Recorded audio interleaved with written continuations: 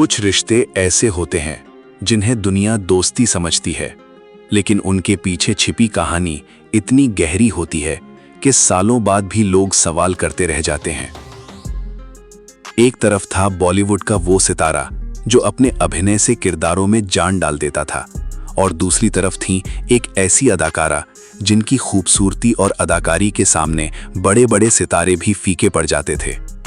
दोनों के बीच नज़दीकियां बढ़ीं, मुलाकातें होने लगीं, दिल की बातें साझा होने लगीं, और देखते ही देखते एक ऐसा रिश्ता बन गया जिसे शायद दोनों जिंदगी भर अपने साथ रखना चाहते थे।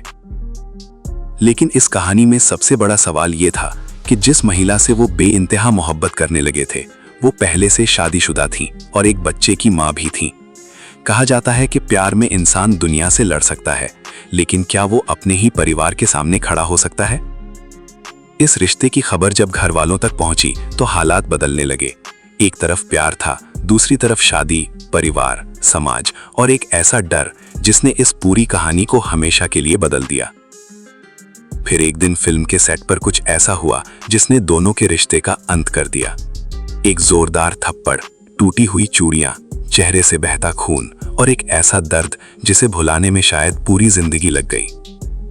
आज के इस खास एपिसोड में जानेंगे उस रिश्ते की पूरी कहानी, उस मोहब्बत की कहानी जिसे मंजिल नहीं मिल सकी, और उस घटना की पूरी सच्चाई जिसने बॉलीवुड के दो बेहद खास लोगों की दोस्ती को हमेशा के लिए खत्म कर दिया। 9 जुलाई संजीव कुमार की बर्थ एनिवर्सरी होती है। हरी भाई के बारे में पहले भी कई एपिसोड्स इस चैनल पर बने हुए हैं। उनके शुरू के जीवन की बातें और फिल्म इंडस्ट्री में उनके शुरू में किए काम की बातें उन एपिसोड्स में हो चुकी हैं। आज के एपिसोड में संजीव कुमार और नूतन की खास दोस्ती के बारे में कुछ खास बातें आपके साथ शेयर करेंगे। एपिसोड में दी जा रही जानकारी हनीफ जावेरी और सुमंत बत्रा की लिखी बुक से ली गई है, an actor's actor, the authorised biography of Sanjeev Kumar. इनमें से बहुत सी बातें लेखक हनीफ जावेरी और संजीव कुमार की भांजी जिग्ना ने भी विक्की लालवानी के शो में बताई थीं। शुरू करते हैं संजीव कुमार और नूतन की बात। शादी के लिए रजामंद कर ली, मैंने एक लड़की पसंद कर ली। संजीव कुमार का जन्म 9 जुलाई 1938 को हुआ था। नूतन का जन्म 4 जून 1936 को हुआ था। उम्र में नूतन संजीव कुमार से 2 साल बड़ी थी। फिल्म इंडस्ट्री में नूतन संजीव कुमार से बहुत सीनियर थी। 11 अक्टूबर 1959 नूतन की शादी naval officer lieutenant commander Rajneesh Bahl से हो गई थी। शादी के बाद शुरू के कुछ साल बहुत अच्छे गुजरे। फिर नूतन अपने पति के डिसिप्लिन से परेशान होने लगी। रजनीश अपने घर में पूरी अथॉरिटी रखते थे, आखिरी फैसला उन्हीं का होता था। नूतन को अब उनके पति की डोमिनेटिंग नेचर से घुटन होने लगी थी। ये भी कहा जाता है कि नूतन और उनकी मां शोभना समर्थ के बीच जो कानूनी लड़ाई हुई उसके लिए नूतन को उनके पति ने ही उकसाया था। अगले लगभग 20 साल तक नूतन अपनी मां और भाई बहनों से दूर ही रहीं। खैर, संजीव कुमार ने नूतन के साथ 2 फिल्मों में काम किया, गौरी और देवी। गौरी 1968 में आई थी। इसमें संजीव कुमार की जोड़ी नूतन के साथ थी। सुनील दत्त के साथ मुमताज थी। संजीव कुमार और नूतन ने दूसरी बार साथ काम किया था फिल्म देवी में। ये 1970 में रिलीज हुई थी। उनकी दोस्ती के खत्म होने का बड़ा इंसिडेंट इसी फिल्म की शूटिंग पर हुआ था। नूतन अपनी शादीशुदा जिंदगी के घुटन किसी से शेयर नहीं कर पाती थी, पर संजीव कुमार के साथ बात करके उन्हें बहुत सुकून मिलता था। नूतन ने अपने दिल की बातें संजीव कुमार के साथ शेयर करनी शुरू कर दी। अब नूतन को यकीन हो चला था कि संजीव कुमार वो इंसान है जिसके कंधे पर सर रखकर रोया जा सकता है। संजीव कुमार अक्सर नूतन को यही सलाह देते थे कि कुछ भी हो, शादीशुदा जिंदगी को अपने परिवार को बेहतर करने में ही भलाई है। नूतन बहुत कोशिश भी करती थी कि उनकी मैरिड लाइफ बेहतर हो जाए, पर ऐसा हो नहीं पा रहा था। इस तरह की जहनी हालत में नूतन और संजीव कुमार एक दूसरे से प्यार करने लगे। दोनों जाने माने एक्टर्स थे, इसलिए पब्लिक प्लेसेस पर तो नहीं मिल सकते थे। एक निर्माता निर्देशक थे गोविंद सरैया। 1968 में आई फिल्म सरस्वती चंद्र के निर्देशक वही थे। गोविंद सरैया नूतन के लिए परिवार की तरह थे। गोविंद सरैया मुंबई के एक होटल शालीमार में एक कमरा बुक कर देते थे, जहां संजीव कुमार और नूतन दोनों बैठ सके, अपने सुख दुख बांट सके। तेरी हसीन निगाह का एहसानम। नूतन और संजीव कुमार होटल के कमरे में मिलते थे, पर कमरे का दरवाजा हमेशा खुला होता था। उनका रिश्ता जज्बातों से जुड़ा था, डिग्निफाइड था। ज्यादा समय तक ऐसा नहीं रह पाया कि किसी को पता ना चले कि नूतन और संजीव कुमार के बीच बहुत गहरी दोस्ती हो चुकी है। एक्टर अरविंद जोशी गुजराती थिएटर से ही संजीव कुमार के दोस्त थे। उन्होंने बताया था कि हरी ने यानी संजीव ने कई बार मुझसे ये बात कही कि मैं नूतन से शादी करना चाहता हूँ। अंजू महेंद्रू भी संजीव कुमार की दोस्त थी। अंजू महेंद्रू ने बताया था कि हरी नूतन से पागलों की तरह प्यार करता था। उसने मुझे कई बार ये बात बताई थी। अगर नूतन जी अपने पति को ठीक से हैंडल कर पाती तो शायद नूतन और संजीव कुमार की शादी भी हो जाती। संजीव कुमार के ही पुराने ग्रुप के साथी तरला जोशी ने बताया था कि संजीव कुमार नूतन के बारे में बहुत सीरियस था। वो चाहता था कि नूतन की लाइफ से उसका पति निकल जाए। संजीव नूतन को कीमती तोहफे भी देता था। 1969 में एक गुजराती फिल्म आई थी, मांझी हया। उसके निर्माता महेश देसाई संजीव कुमार के दोस्त थे। वो एक बार संजीव कुमार की शूटिंग पर पहुंच गए। वो चाहते थे कि संजीव कुमार एक चिट्ठी लिख के दे दें कि उनकी फिल्म को गुजरात में टैक्स फ्री कर दिया जाए। संजीव कुमार चिट्ठी लिखने लगे पर उन्हें कहीं पेन नहीं मिल रहा था। नूतन ने देखा कि संजीव कुमार कुछ ढूंढ रहे हैं। नूतन ने संजीव कुमार से पूछा कि आप क्या ढूंढ रहे हो, आपको किस चीज की तलाश है?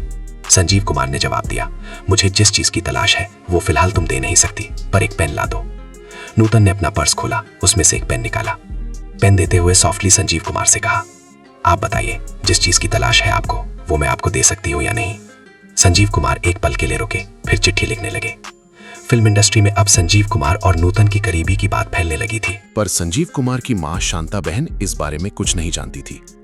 तरला जोशी ने यह खबर शांता बहन तक पहुंचा दी। तरला जोशी से यह बात सुनकर शांता बहन टेंशन में आ गई। शांता बहन जानती थी कि मेरा बेटा बहुत जिद्दी है, जो चाहता है फिर उसी के पीछे पड़ जाता है, फिर किसी और की नहीं सुनता। नूतन के साथ संजीव की शादी कैसे हो सकती थी? नूतन पहले से शादीशुदा थी, एक बच्चे की मां थी। मेरी बिरादरी, मेरे रिश्तेदार इस बात को कबूल नहीं करेंगे। तरला जोशी ने शांता बहन को हौसला दिया कि इतना मत सोचें, ये एक दौर है जो गुजर जाएगा। शांता बहन ने कई रातें इस चिंता में ही निकाल दी। फिर एक दिन अपने बेटे हरी से पूछ ही लिया। संजीव कुमार इस बात पर बहुत शर्मिंदा हो रहे थे कि उनकी मां को उनके और नूतन के बारे में पता चल गया है। संजीव कुमार ठीक से अपनी मां के किसी सवाल का जवाब नहीं दे पाए। मां ने साफ कह दिया कि नूतन को भूल जाओ, कहीं और अपना दिल लगाओ। संजीव कुमार ने अपनी मां से कोई बहस नहीं की, कोई जवाब नहीं दिया। उधर नूतन के घर में अब ये बात पहुंच चुकी थी कि नूतन संजीव कुमार के बहुत करीब हो रही है। अब रजनीश बहल के घर का माहौल डिस्टर्ब हो रहा था, ये उन्हें मंजूर नहीं था। जब नूतन शूटिंग से घर पहुंचती तो रजनीश उनकी इंटेरोगेशन शुरू कर देते। नूतन ये तकलीफें झेलती रहीं क्योंकि वो अपने बेटे मोहनीश को नहीं खोना चाहती थी। 1959 में एक बहुत फेमस केस हुआ था जब नेवल ऑफिसर KM नानावाटी ने प्रेम आहूजा को मारा था, क्योंकि प्रेम आहूजा का नानावाटी की पत्नी सिल्विया के साथ गलत रिश्ता था। इस सब्जेक्ट पर बनी फिल्म 1963 में आई ये रास्ते हैं प्यार के। 2016 में इसी सब्जेक्ट पर फिल्म बनी थी रुस्तम। एक बार रजनीश बहल और नूतन की बहस चल रही थी जब रजनीश ने नूतन को यह बात कह दी कि तुम्हें याद है नानावाटी केस में क्या हुआ था। एक तरह से रजनीश ने नूतन को धमकी दी थी कि ऐसा दोबारा हो सकता है। अब नूतन सच में डर गई थी। नूतन ने कुछ खास लोगों से यह बात शेयर भी की थी जिन्होंने बताया था कि नूतन बहुत डरी हुई थी। नूतन ने कहा था, मैंने सच में अपने पति की आंखों में एक कातिल देखा, वो ऐसा कहता है तो ऐसा कर सकता है। रजनीश ने अपने बेटे मोहनीश को उठाकर खिड़की से बाहर फेंकने की धमकी दी थी। नूतन और बच्चा मोहनीश बहुत बुरी तरह डर गए थे। अंजू महेंद्रू ने बताया था कि रजनीश अपने बेटे मोहनीश के नाम पर नूतन को ब्लैकमेल करता था, डराता था। उस रात नूतन अपने बेटे मोहनीश को साथ लेकर एक कमरे में बंद हो गई थी। अपने बेटे को गले से लगाए हुए नूतन सोच रही थी कि आज तो मैंने अपने बेटे को अपने पति के गुस्से से बचा लिया, आइंदा अगर ऐसा हुआ तो क्या होगा। नूतन ने फैसला कर लिया था कि अब मुझे किसी भी तरह अपनी शादी ही बचानी है, अपने प्यार को भूलना होगा। संजीव कुमार की बहन गायत्री ने बताया था कि जब संजीव कुमार और नूतन की बातें बहुत फैलने लगी तो संजीव कुमार ने नूतन के पति रजनीश को फोन करके सारी बात क्लियर करने की कोशिश की थी, लेकिन इस फोन कॉल का असर उल्टा पड़ा। नूतन के घर में माहौल और खराब हो गया। अगले दिन नूतन फिल्म स्थान स्टूडियो पहुंची। वहां देवी फिल्म की शूटिंग हो रही थी। देवी फिल्म में सारिका एज चाइल्ड आर्टिस्ट काम कर रही थी। सारिका ने बताया था कि मैं संजीव जी की गोद में बैठी थी जब नूतन जी आई और उन्होंने जोर से संजीव कुमार को थप्पड़ मारा। उनकी चूड़ियां टूटकर मेरी गोद में गिर गईं। संजीव जी के चेहरे से खून आने लगा था। नूतन वहां से जाने लगी तो संजीव कुमार के दोस्त सुभाष इंदौड़ी ने नूतन को रोकना चाहा, पर संजीव ने सुभाष को रोक लिया। नूतन चली गई। संजीव कुमार SP ईरानी से मिलने गए। SP ईरानी ने ही संजीव कुमार को पहली बार हीरो बनाकर पेश किया था। SP ईरानी ने संजीव कुमार से कहा कि आज जो हुआ उसका जिक्र किसी से ना करना। लोग तो मरकर, मैं जीते जी चलता हूं। संजीव कुमार के गुजर जाने के बाद नूतन ने जूनियर जी मैगजीन के साथ बात करते हुए ये बताया था कि मैं बहुत बिजी एक्ट्रेस थी। मैंने गॉसिप कॉलम से हमेशा फासला बनाए रखा, पर 2 कहानियां दुनिया के सामने आने से मैं नहीं रोक पाई। एक मेरी माँ के साथ लीगल डिस्प्यूट, और दूसरी कहानी जो मैंने संजीव कुमार पर हाथ उठाया। नूतन के कहने पर ताराचंद बजातिया ने संजीव कुमार को एक फिल्म में काम देने की हामी भर दी थी, पर जब संजीव कुमार और नूतन की ये कहानी सामने आई तो ताराचंद बजातिया ने उस फिल्म से संजीव कुमार को बाहर कर दिया। वो रोल बाद में अमिताभ बच्चन ने किया था। वो फिल्म थी सौदागर। जब नूतन और संजीव कुमार की दोस्ती इस तरह टूटी तो कुछ दिन बाद संजीव कुमार के एक दोस्त ने 5 स्टार होटल में एक सरप्राइज पार्टी रखी। छोटी सी गेट टुगेदर थी। उसमें वो सब लोग थे जो संजीव कुमार के दोस्त थे, संजीव कुमार से प्यार करते थे। संजीव कुमार जब वहां पहुंचे तो होस्ट ने उन्हें बिल्कुल सेंटर में खड़ा होने के लिए कहा। बाकी सबसे कहा कि जिस गाल पर नूतन ने संजीव को मारा था उसी गाल पर सब लोग किस करेंगे। सबने संजीव कुमार के गाल पर किस किया। संजीव कुमार समझ नहीं पा रहे थे कि नूतन और उनके रिश्ते का जैसा अंत हुआ उसके लिए दुख के आंसू बहाए या इन लोगों के प्यार के लिए खुशी के आंसू बहाए। दिल पर बहुत गहरी चोट लगी थी, पर संजीव कुमार जल्द ही संभल गए, अपने दिल को मजबूत कर लिया। अब संजीव कुमार का दिल एक नई चोट के लिए तैयार था जो आने वाले समय में उन्हें हेमा मालिनी से मिलने वाली थी। तो दोस्तों, ये थी उस रिश्ते की कहानी जिसमें प्यार था, अपनापन था, भरोसा था, लेकिन हालात शायद दोनों के साथ नहीं थे। कभी कभी जिंदगी में कुछ रिश्ते अधूरे रह जाते हैं, लेकिन उनकी यादें पूरी जिंदगी इंसान के साथ चलती रहती हैं। आपको क्या लगता है, अगर उस वक्त हालात कुछ अलग होते तो क्या इन दोनों का रिश्ता शादी तक पहुंच सकता था? अपनी राय हमें कमेंट बॉक्स में जरूर बताइए। अगर आपको ये कहानी पसंद आई हो तो वीडियो को लाइक करें, अपने दोस्तों के साथ शेयर करें और बॉलीवुड की ऐसी ही अनसुनी और दिलचस्प कहानियों के लिए हमारे चैनल को सब्सक्राइब करके बेल आइकन जरूर दबाएं।